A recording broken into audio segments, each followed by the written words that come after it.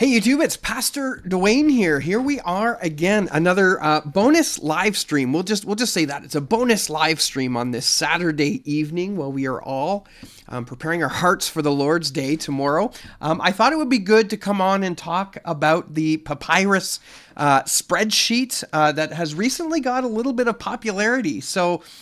Just so you're aware, we had talked about this about a month ago, where I had a project where I was basically taking all of the papyrus manuscripts and determining what passages they had, right? Because the papyrus manuscripts, they're not whole manuscripts. They're a lot of times they're just like, little partial bits or partial, with just a couple verses here and there. Lots of issues with like quality and damage, and so. I wanted to get a picture of how much of the whole New Testament was referenced amongst the papyrus manuscripts. So I put together a spreadsheet where I basically inputted all the data by verse, which verses are in the papyrus manuscripts, to be able to pull out a chart and say from the first century to the 5th century, we have X amount of percent of our New Testament represented in the papyrus manuscripts. So anyway, a gentleman by the name of Nicholas Aslop, I keep getting the L and the S mixed up in his name. Sorry, Nick, if you're watching this. He reached out to me when he saw that and said we could make this better. And what we could do, let me fix this microphone here. He said, what we could do is we can add some of the unsealed manuscripts and make it more general purpose and give it a tremendous amount of apologetic value. And that's what he did. And so over a period of time, starting way back in the winter, we had slowly inputted some of this data. Or I should say he inputted some of the unsealed data. So the information in that spreadsheet has, I believe, representation for all of the manuscripts up to the 5th century. And so we can get a picture of how much of the New Testament is, represented by each century. So anyway, that's how it started, right? And initially I wanted the project to. This is driving me nuts. This microphone arm is not holding up very well. Let me see if I can adjust it in a way where it won't fall. There we go. Let's see if that works any better. I think we're good. Okay, it's slowly dropping. Anyway, so what kind of there we go. What kind of spawned that is initially I wanted to take a look at the papyrus manuscripts and be able to quickly determine which papyrus manuscripts had which verses, so that if I wanted to do an analysis on coherence of papyrus manuscripts, I could just go, hey, John 1:1 has 6 papyrus manuscripts, and these are the manuscripts. And so from that initial purpose, we were able to build that sort of system where it would show us the papyrus manuscripts and the representation of the New Testament in a nice chart form for us, easy to understand. Anyway, so after a while, this gentleman by the name of Matthew Tingblad. Let me share my screen here. That's the spreadsheet here. We'll take a look at that in a minute. Is this gentleman here? So he's a speaker for Josh McDowell Global Ministry, and he got a hold of this, and being an apologetics guy, he immediately saw the apologetics value of this, and so he made a video. His channel is really decent. So if you haven't had a chance, go and take a look at some of the stuff here. But he did just that, made a video and released it on the 3rd, like he had said. We had talked beforehand about this, and so he released this video, and it absolutely took off. I'm just amazed that the spreadsheet has been before 21,000 people. 21,000 people, that's kind of a big deal. And so in it, he went through and basically told us the importance of the work that was done in this spreadsheet. Now, I don't want to feel like I'm tooting my own horn a little bit, but I think it's a big deal. And I really do think that what's in the spreadsheet is filling a gap that is necessary. So he posted this video here. Now, we're not going to watch it together. I'll probably put a link in the description after we're done here, and you can go check it out for yourself. But because the spreadsheet was sort of in a state of it's still kind of in the early days, right? It's a work in progress. And so when he went through this, I think we missed a few of the things that changes some of the details a little bit. But overall, it was really good. Now, I do want to just go out and say that any issues in regards to inaccuracies in data, that's not Matthew's fault. That's my fault.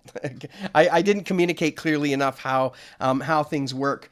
But let me first read the updates that he had written in our communications, just so everyone is aware what's going on. Basically, the short and gist of it is that the results that he showed on the video should actually be pushed forward 100 years later. It should be 1 century later than he initially had. Again, that's not his fault. That was my fault for not communicating how the spreadsheet was actually working. And I probably should have caught it before it went to production. But anyway, Matthew, if you're watching this, I apologize. I totally missed some of that. But I'll read the update here. I know that's probably hard to see. Oh, I can't really zoom in. That's frustrating. I can't really do that. And that'll give us a good indication of some of the issues, and then we'll go over the features of the spreadsheet and how that works. I know some of you are probably here just to see, but I got to show the whole thing, right? And this is why I'm doing this tonight, is because I want to not correct is such a bad word, but I just want to make sure that the conclusions that are coming off of the spreadsheet are clearly understood, what they are, what they mean, and where the data has come from, because I don't want, because what'll happen, right, is if someone goes out there and says, oh, look, there's a couple Bible passages from the first century, then someone like Bart Ehrman or Dan McClellan will come on and be like, that's not true, this is totally false, right? We don't want that either. And of course, like was mentioned in Matthew's video, he had showed the early date, and those results pushed 100 years, right? Pushed a century ahead, are good. But yeah, you got to keep in mind that when we use the early date, that you're getting into the there's no consensus there. So typically what should happen is the median date or the late date would probably be better to be used, just for the sake it doesn't give much wiggle room for the naysayers to say, hey, see, you're using the least common denominator. But anyway, again, I want to reiterate, this is not Matthew's fault. Okay, this is my fault. I did not communicate this well enough. Now he said that he had, anyway, we won't go there. It's my fault. I'm totally taking the blame for this one. But nonetheless, the video is still good. Watch it. Just know that the results are pushed forward a century. So I'll give the updates here that he posted on his video. And then we'll do some comments, then we'll talk about the results. All right. So Matthew's update here is Dwayne has added an extra feature to the spreadsheet, which allows you to switch between checking for earliest, latest, and median dates. The link for the spreadsheet is the same, and you'll see the option for changing the date checking procedure near the top. It also came to my attention the setting date ranges too. For example, 0 to 300 rather than 0 to 299. That 1 year makes a difference and pushes a number of manuscripts into the next century. So a small off by 1 error. If you're a programmer, you've probably heard the off by 1 error. It does make a big difference here.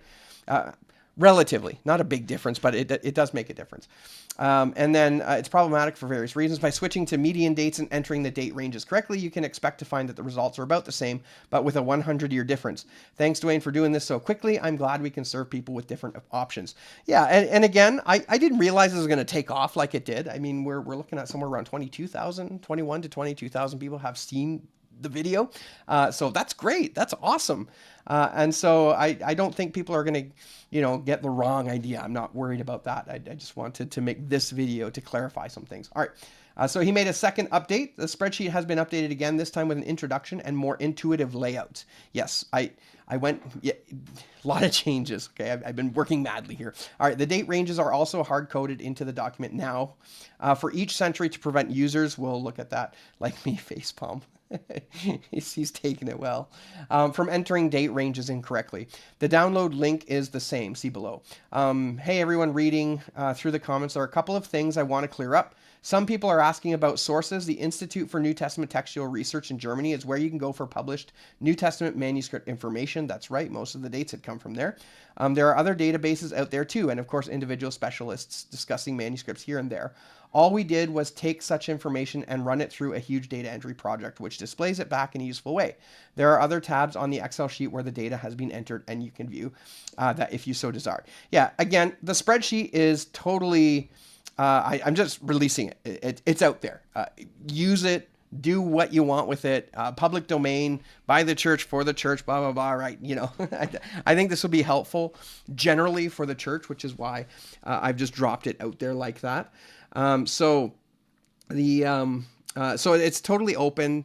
You can consider it like open source, right? The nice thing about open source is it's totally transparent. You can go in and look at all the formulas. You can go in and look at all the data, and you can check and see how things are entered in there. So if something is wrong, you could report it back to me and I'll fix it.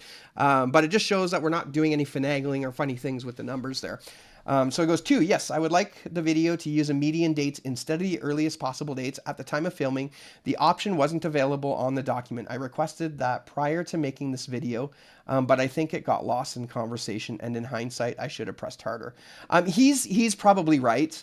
I don't recall that email, but there's been a ton of emails going back and forth over the last few days, and I just might have missed it. And I am not the strongest organized person.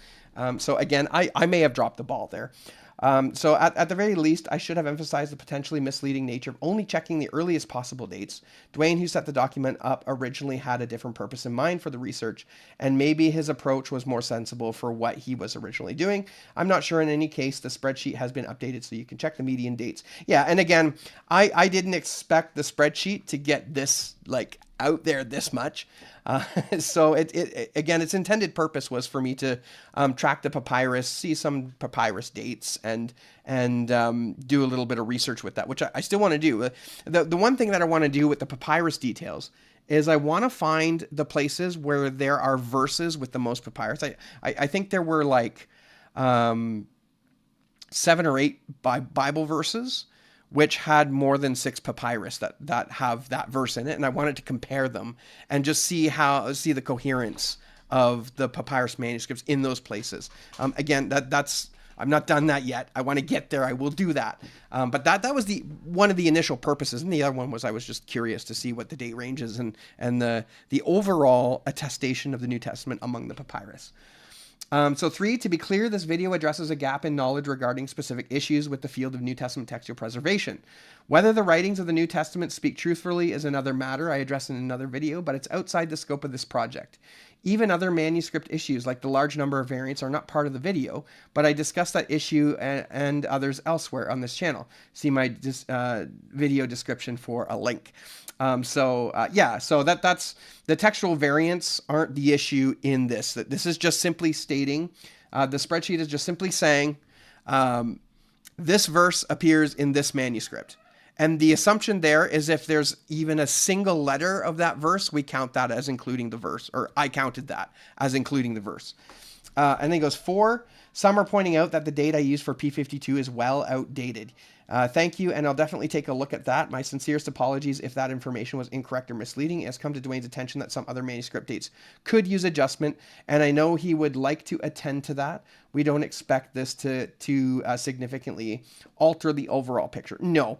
And if you're going to use the median date or the late date to determine the graphs and such, this will have zero impact on that. This may move a handful of verses up into another century, but generally speaking, it's not going to overall impact anything. And this comes down not so much to a question as did I input the dates wrong? I didn't. But scholarship is changing fast, and depending on who you ask will determine what date, what is the earliest or the latest date, right?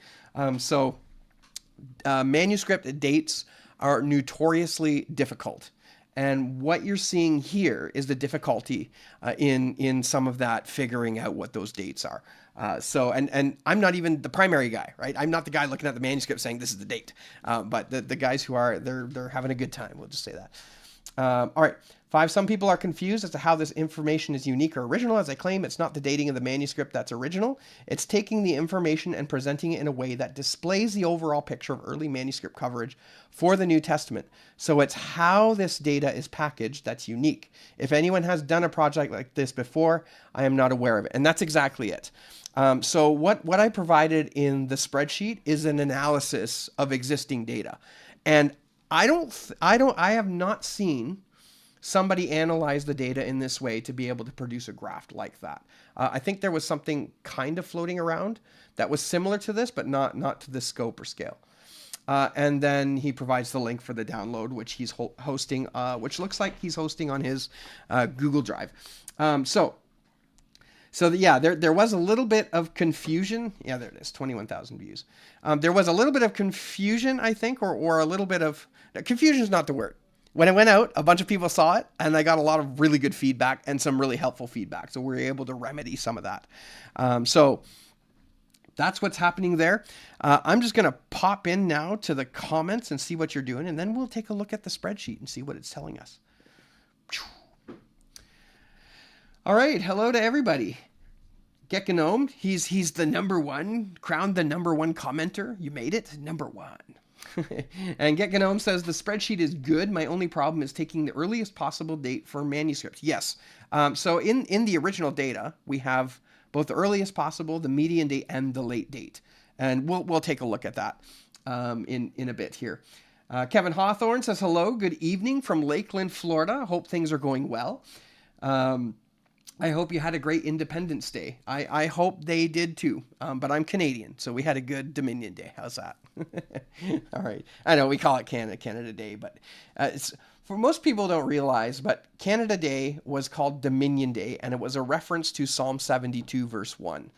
In the Latin, it's O Marius Cadmer, which is from sea to sea. That is, that he shall have dominion from sea to sea. So our coat of arms literally has scripture in it. Which is kind of cool. And there's scripture all over the Parliament building up in Canada. And so when secularization took place, they changed Dominion Day into Canada Day. And I don't know if there's a nefarious purpose of trying to erase Christianity from our Christian heritage as a nation. But certainly it did have the effect of secularizing our holidays and such, which is too bad, and that's really unfortunate. But anyway, that's another discussion for another day. I preached on it. I haven't got the video posted yet, but we did that for Canada Day. All right. They're having an Elbows Up for Canada rally here downtown. Oh, that's cool. Nice.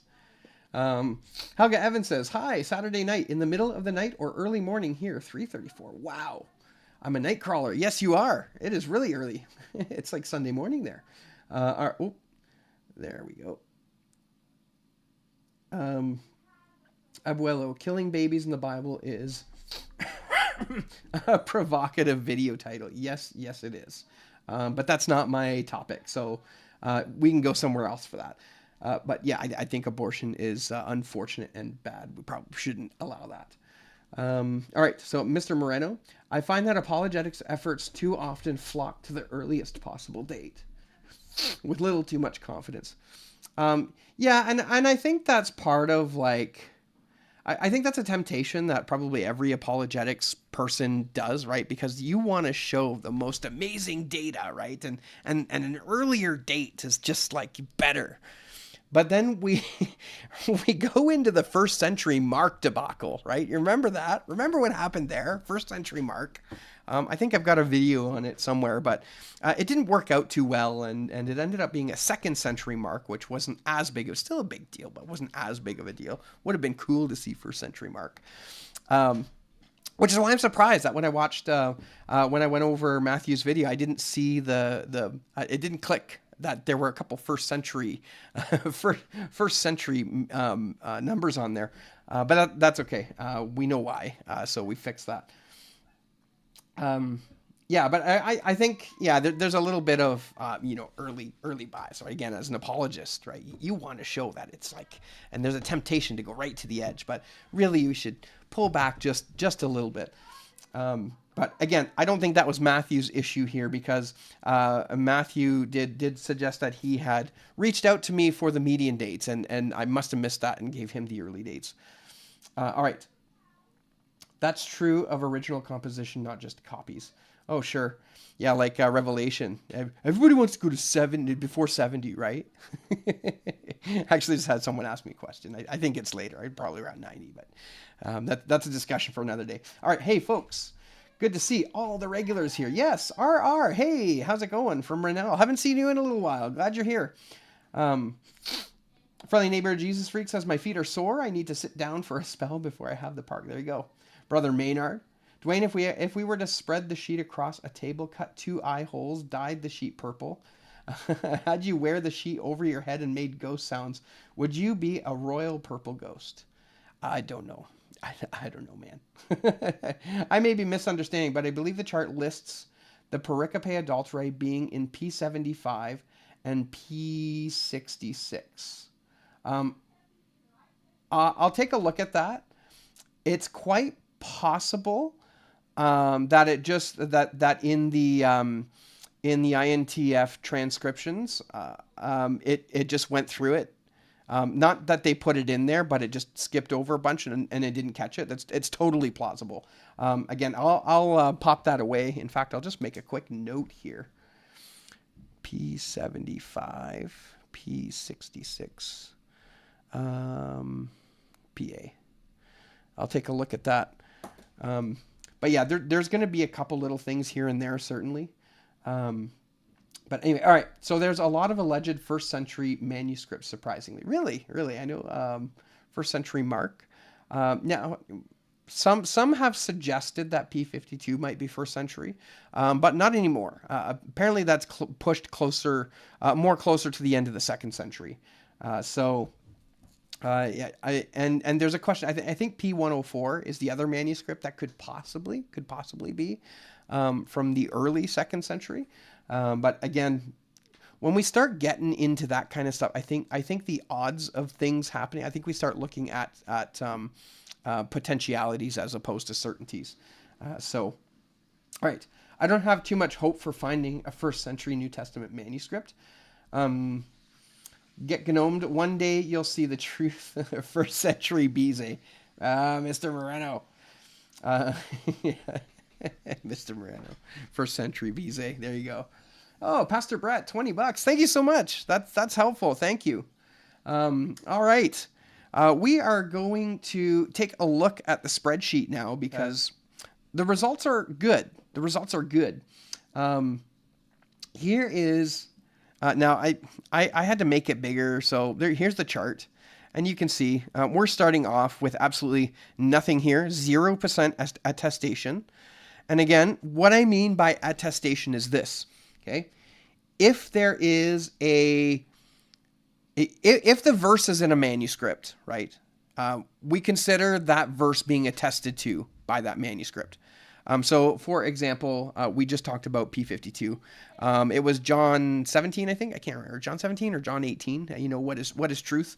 So, the 18, 36, and 37. Those two verses would be attested by P52. And so, in the manuscript, in P52, in the second century, we would have attestation for John 18, 36 to 37. And then whatever was on the other side. I know I just did a video on it, so that's why. So that's what we mean by attestation. Now, it's possible that an entire verse may not be attested because, you know, it's lacunous, it's damaged, you know, moth-eaten or something. So maybe you have the first half of the verse, or maybe you have like 2 letters of a verse. For the purpose of this document, what's considered attested is if there is at least one character that is recognizable. If there's a character that is recognizable or can be determined, then we consider that verse to be attested. We had to make a decision. Didn't seem right to say no, and then it's so that's just a decision that we made. So it's important to understand that. Now, most verses are not going to be like that. Most verses in the papyrus have many characters showing that this is the verse. And then, of course, there's a question of, like in P52, for example, we know based on line counts, generally what's going to be in the missing area. even though a whole verse might be in there, we don't count that just because you can't see it, right? It's not extant, even though you could make out that it's there. Okay, so again, it gets really tricky. That's just how we did it. So we have now a couple places, a couple filters I've added to the percent attestation. So from 0, and someone had pointed out in a comment that 0 is not actually, that it turns out there is no 0 between 1 BC and 1 AD. It just goes from 1 BC to 1 AD. I didn't know that. But apparently it's not standard. But for the sake of this spreadsheet, this is important to recognize. And I think this is what kind of brought on a little bit of confusion before, is this, the beginning of the century begins on the zeros, right? So the beginning of a century is 100, 200, 300, 400. And the end of the century is on the 99s. So, for example, if we say second century begins at year 100 and ends at 199. And then the third century begins at year 200 and ends at 299. Fourth century begins at 300 and so forth. That is very important. Otherwise, you will skew the data to give you things 100 years or a century sooner than it should. So I have hard-coded in those values just because that prevents that error from happening. So you can pick your beginning date and you can pick your end date. Now I have years up to, I think, 1,000 here. But realistically, the data is only populated for the 5th century right here. That's about where you're going to get accurate data. And you just seen the chart move there. So by the year 499, you have all of the Gospels. But we'll take a look at that. So we'll start here with the median date. We won't do the early date because obviously that might be a little skewed in the early direction. The late date would probably be skewed in the late direction. So we just take whatever the middle date is. And hopefully that's a happy median. So there we go. All right. Now, if we take this and move this to be the 1st century, 0 to 99, or 1 to 99, 1 BC to 99. I know, just in case somebody points that out. That would be an absolute nightmare to program in Excel, by the way. That just absolutely wouldn't do it. So this is the way it's going to be. This is the way it's going to be for the spreadsheet. So you can see nothing changes, and we don't have any manuscripts, and that's how it should be. Okay, Mark might have been on there, right? 1st century Mark, but first century Mark turned out to be problematic. Again, I got some videos in the backlog. You can take a look at that if you want to do that. Now, if we move up to the 2nd century, we get a little bit of a change. We get some verse attested to in John. We get a couple verses, 7 verses in Matthew, and that makes sense. And you can see them just kind of pop up a little bit on there in the graph. So we have 0.65% of John's gospel attested to in the first 500 years. And we have, in the first 100, up to the 2nd century. See, here I am confusing myself. The 2nd century, we have some Matthew and John, and that's probably going to be P52 and maybe P104 and whatever else there. All right. Time to debate whether the year 100 is in the 1st century or in the 2nd century. That's right. All right.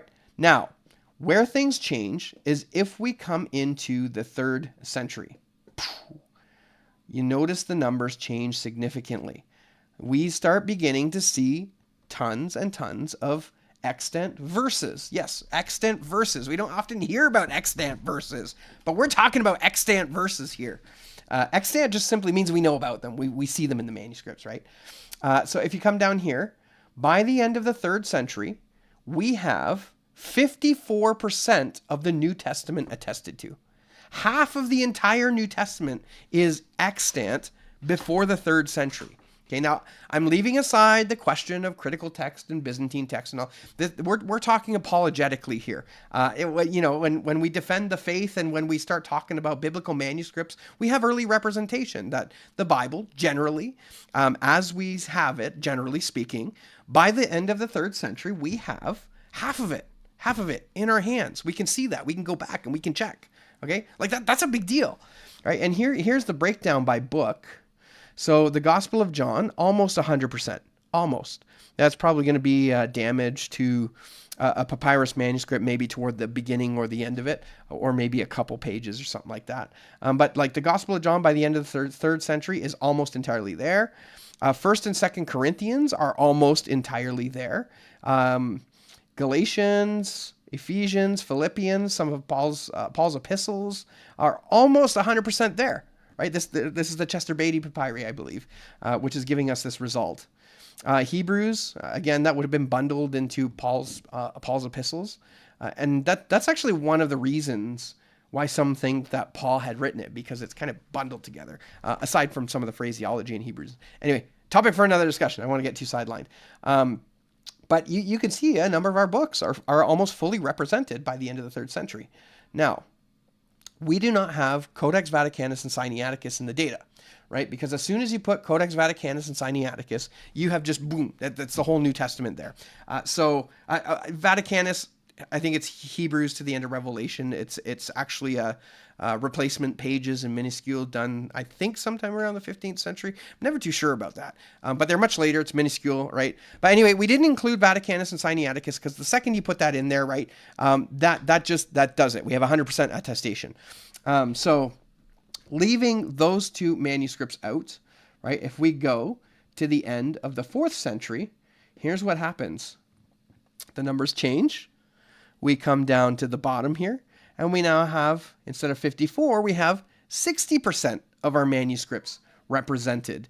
60% of the New Testament represented by the early uncials and papyrus manuscripts. Again, what happens here? Not a whole lot of movement. We do have Hebrews, 1st and 2nd Peter go up to 100%, and Jude goes up to 100%. And Revelation sitting around 50%. So a little bit of movement, especially on Jude and Hebrews, 1st and 2nd Peter.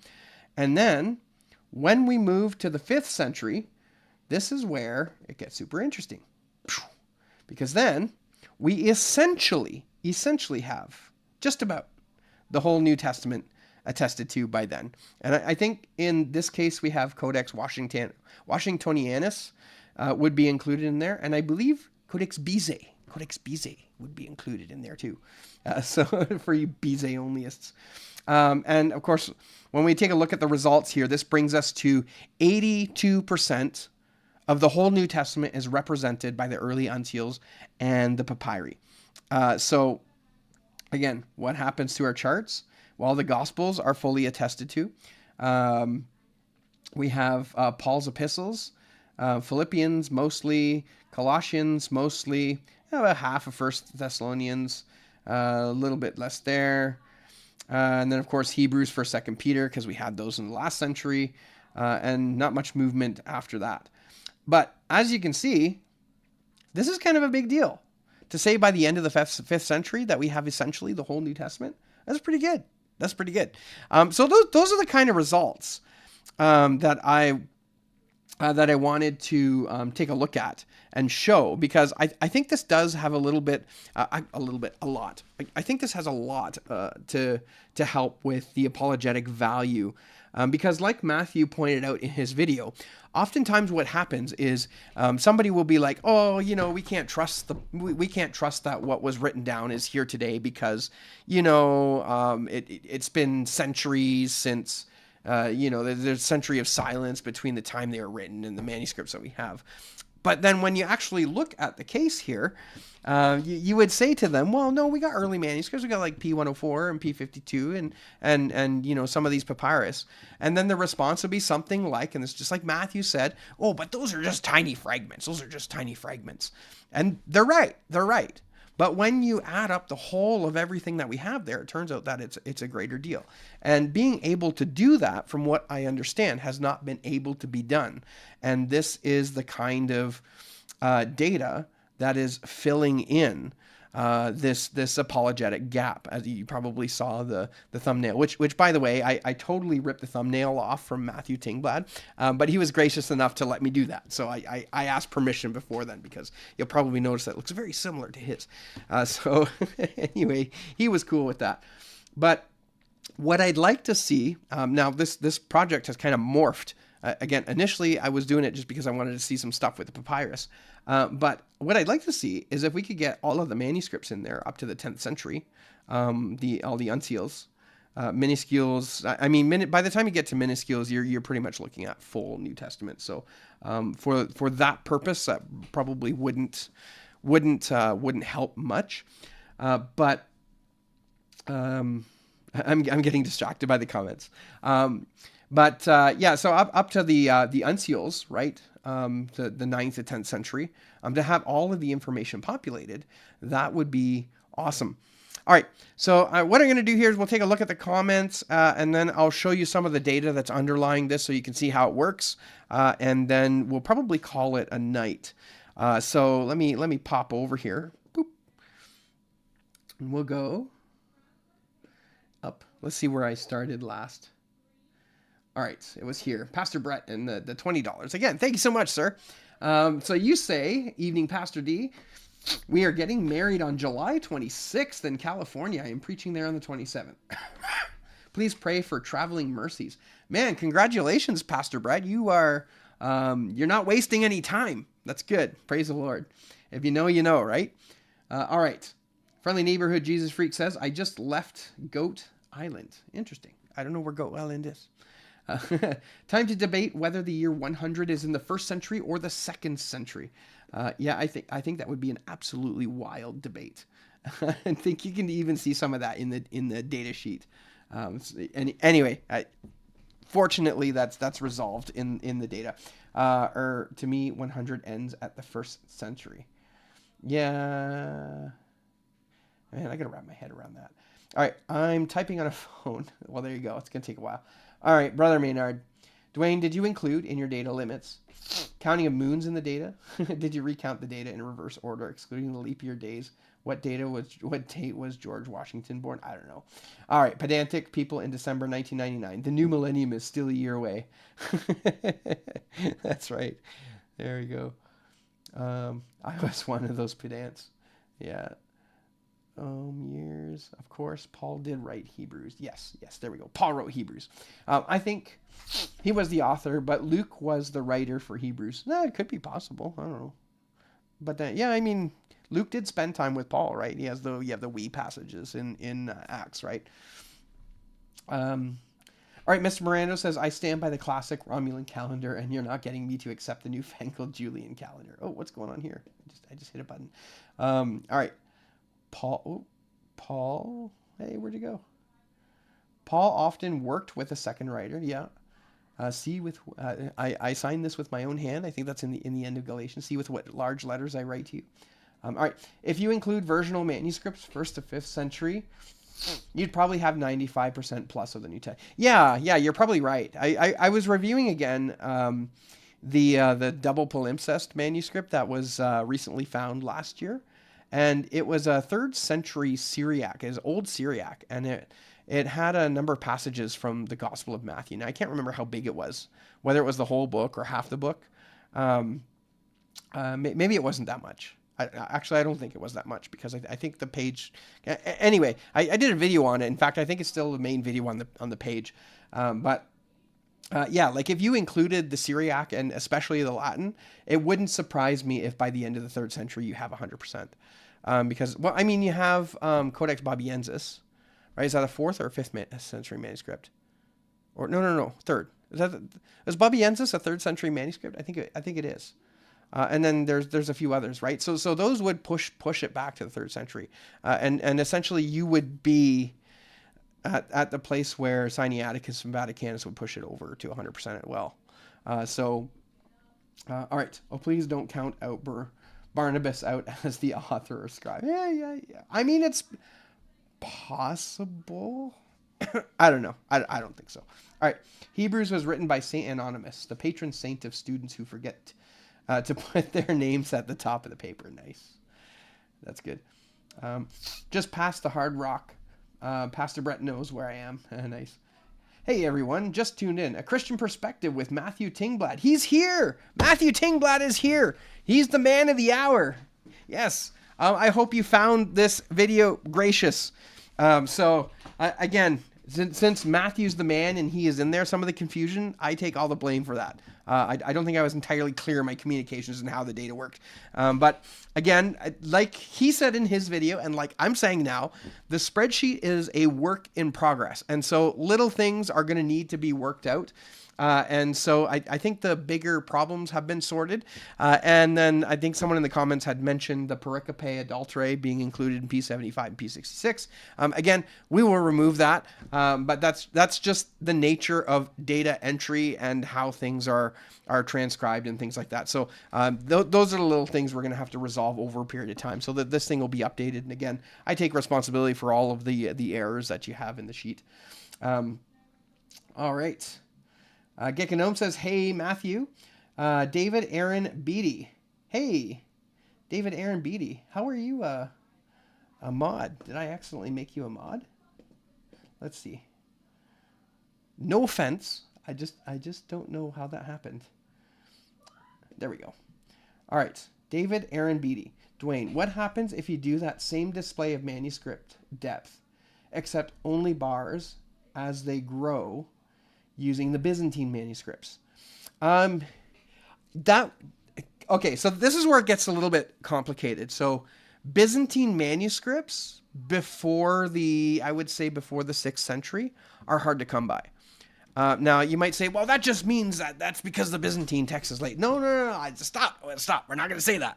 And the reason being is because this is one of the biggest complaints that I have on how the current modern textual critical, the current reason eclecticism works is because they favor and weigh the older manuscripts as better, generally, right? I know they won't say oldest is better, but generally, they're going to weigh something like Vaticanus and Sinaiticus as more trustworthy manuscripts. And I'm not here to say they're not trustworthy. I mean, it's great to have a 4th century, full New Testament, but what's happening is typically those that are from before the 5th or 6th century are basically Egyptian. They were produced in Egypt.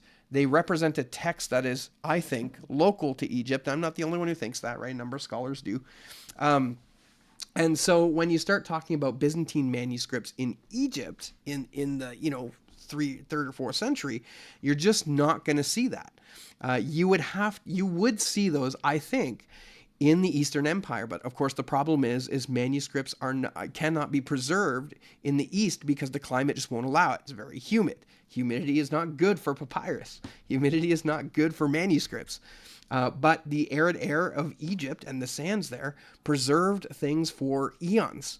So what we have are what's preserved in Egypt and not specifically, in the Byzantine Empire, where I think our early Byzantine manuscripts would be. And just the fact that there are a number of Byzantine streams kind of shows that there is an independent development of the Byzantine text. So so that's just a very long-winded way of saying the data is incomplete for the Byzantine text. All right. So Josh G, excuse me. It shows Acts 8:37 being in P45 as a TR guy. That excites me, so I hope it's accurate. Yeah, probably not. Let me take a look at that. Acts 8:37. Yeah, again, some of these, it has to do with the versification in how, because they didn't have verses in papyrus manuscript, and then the transcribers typically they will just skip the verse without reference to something being there. So it makes it difficult because if you're working with verse ranges, you just see the whole verse range. There's nothing Lacanus there, and so you just put the whole verse range in. So again, these are probably going to be the things that'll have to be checked here and there, and that'll happen. So again, are these going to destroy the results you're seeing? No, I don't. One verse out of what's the total here? 7,875. Not going to change the results at all. All right. Excuse me. It shows YouTube likes running ads while you're responding to my comments. Conspiracy or coincidence? Oh man, that's brutal. It wouldn't surprise me if they are analyzing the live stream, and when I say your name and read your comment, they go, "Oh, this is a period of high engagement for so and so. Let's put an ad there." YouTube ads are getting kind of dumb. They're getting kind of dumb. They're starting to just put them in wherever. So I could turn the ads off, but I could turn the monetization off, but they will still run the ads. All right, moving on. Bobiensis. This is the worst part of Niagara Falls. Nice. All right. Bobiensis is 4th century. All right. Oh, baby gremlins. Okay.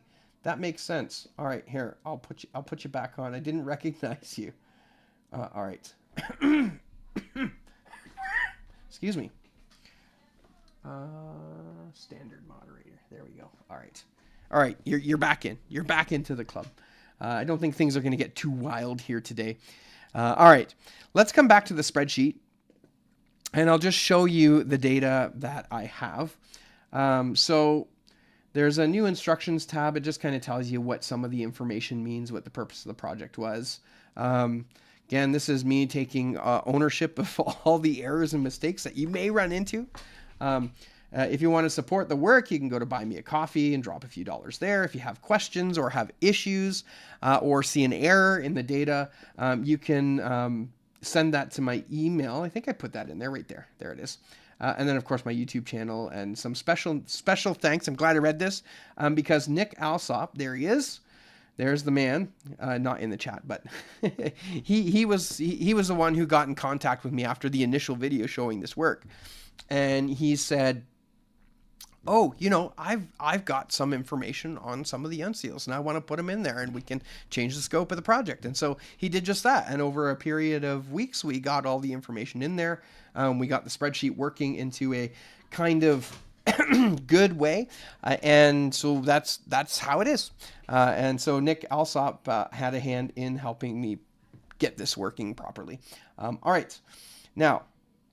We've got the sheet itself. We went through how this works. We go to the worksheet. This worksheet is how the information gets into, let's see if I can make this bigger. Excuse me. So this worksheet is how the information gets into, and this is where you'll see why things like Acts 8:37 are shown in some places. But what happens is, all of this stuff is auto-generated here, and these are just codes and stuff that are used by the spreadsheet to be able to determine what's where.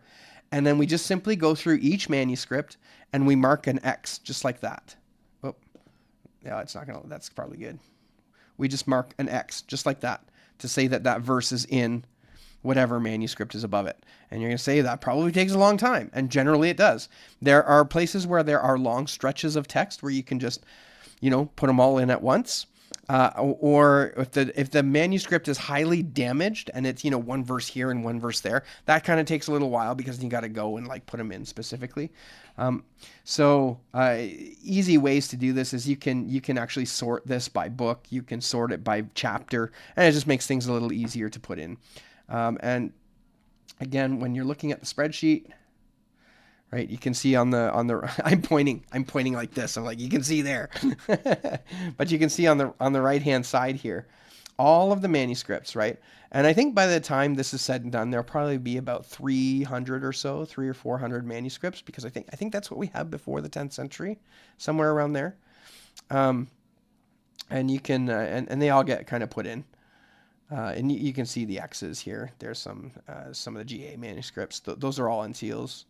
And then there is here in the worksheet a place where it shows you the counts. So how many times does Matthew 1:1 appear in all the manuscripts we have? Twice. Count range, I forget. That was used for a specific purpose.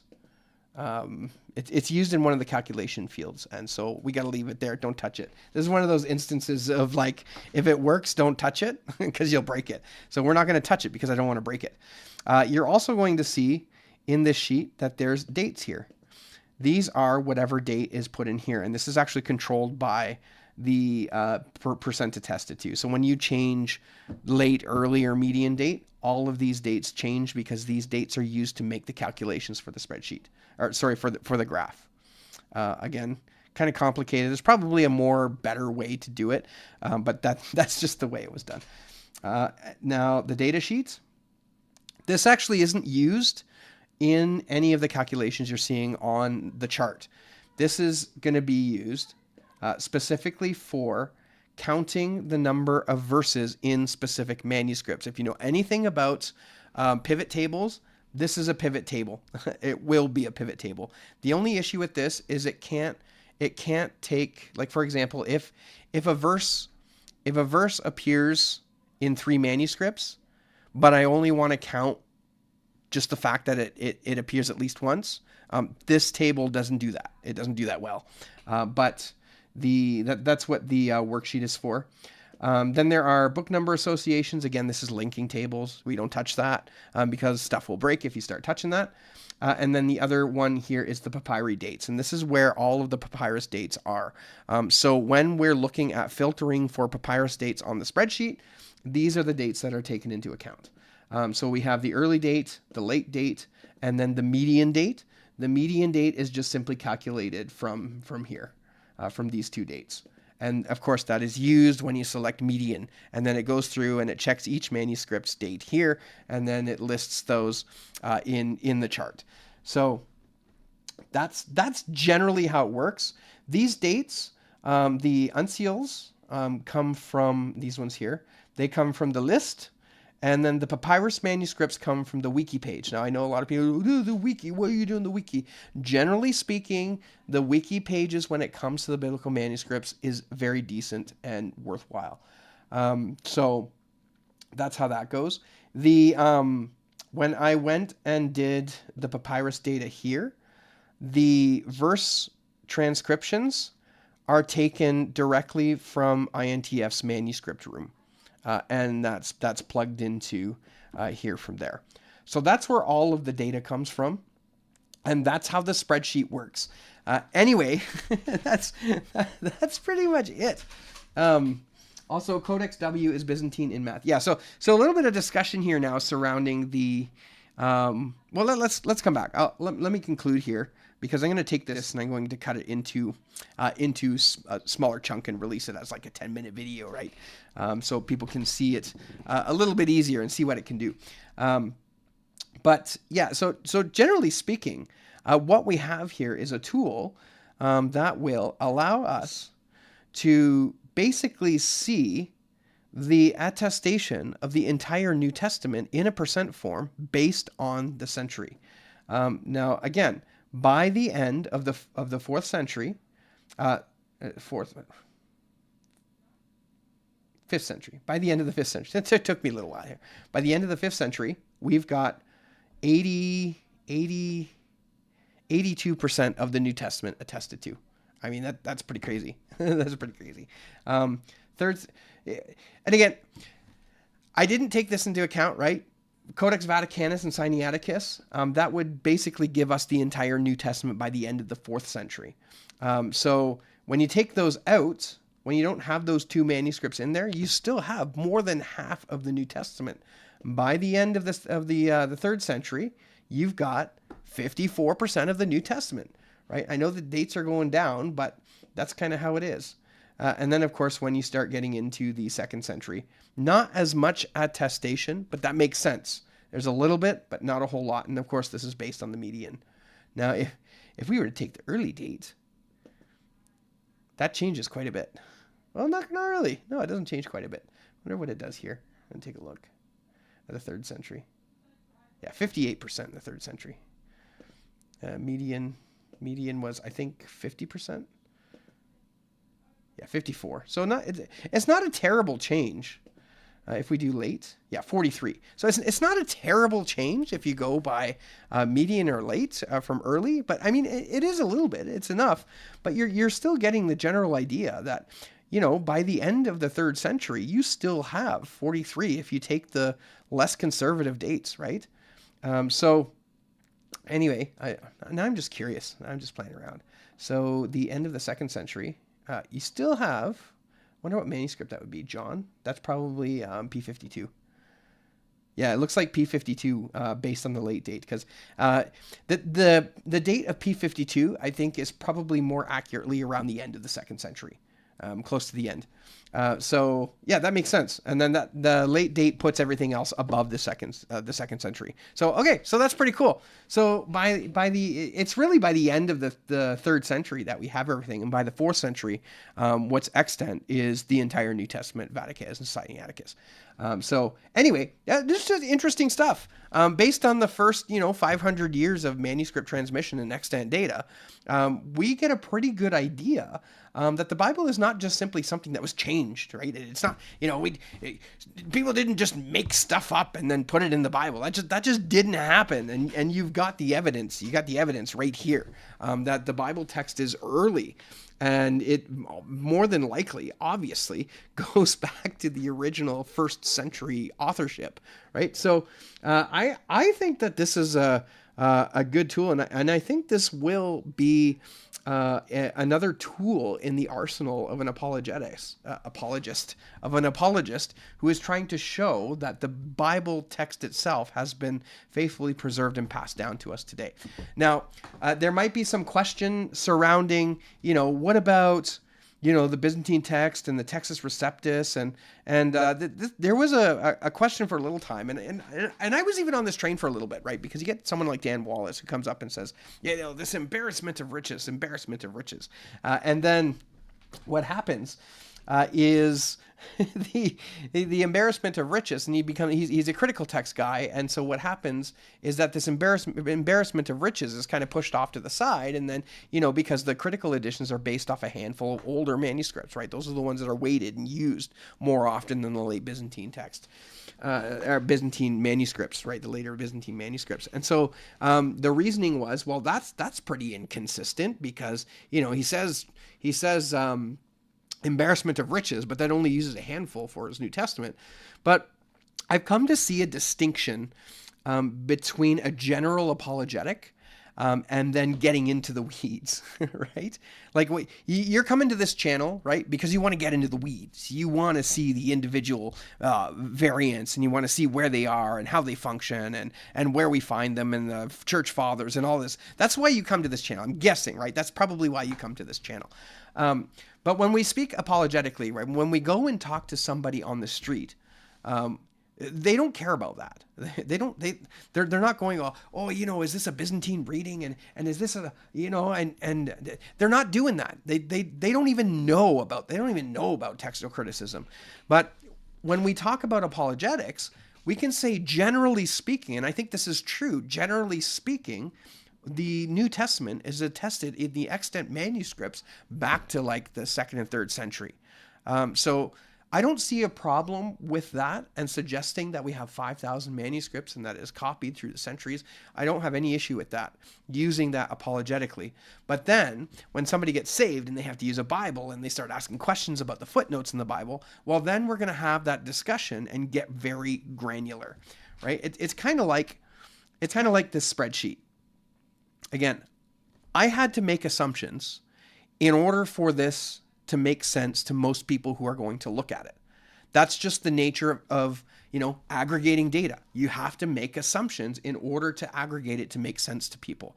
I mean, if you are, a data extraordinaire and you want to dive in and you will see that something like, P66 that is showing the pericope adulterae and stuff, or should it not, right? Like, you can ask those questions, but generally speaking, right, an aggregate is showing you a pretty good approximation of what we have, and that's the difference between using something like this apologetically, and then using something like this to get into the weeds. So I see Dan Wallace's statement as ringing true from the apologetic side. But then when we come in and start doing a deep dive into individual variants and getting really granular, that's what we call it, getting really granular, right? We want to see all the data.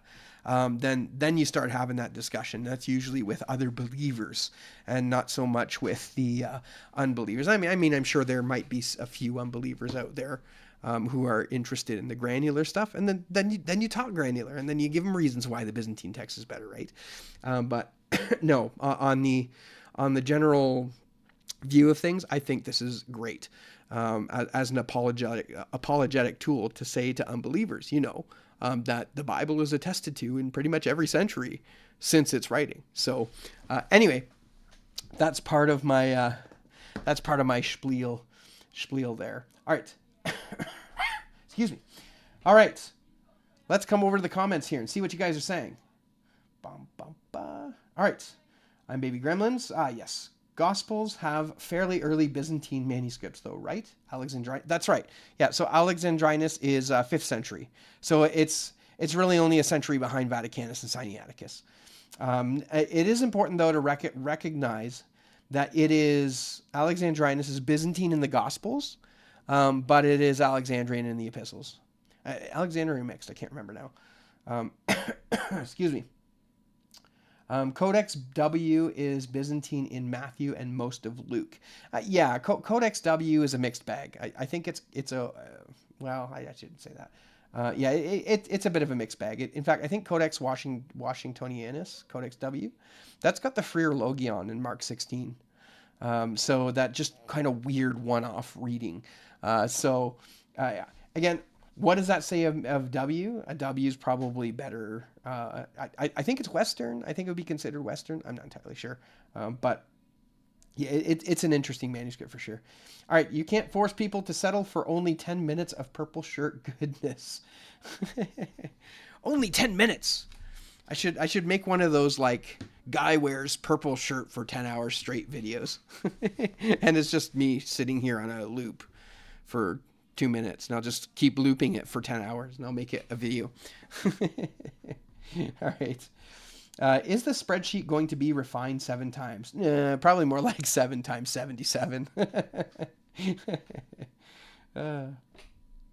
LOL, Gale and God and Ripplinger. Yeah, I think, I forget where I saw that. All right. Kay Lancaster, I only use the Pure Cambridge edition of the manuscript charts.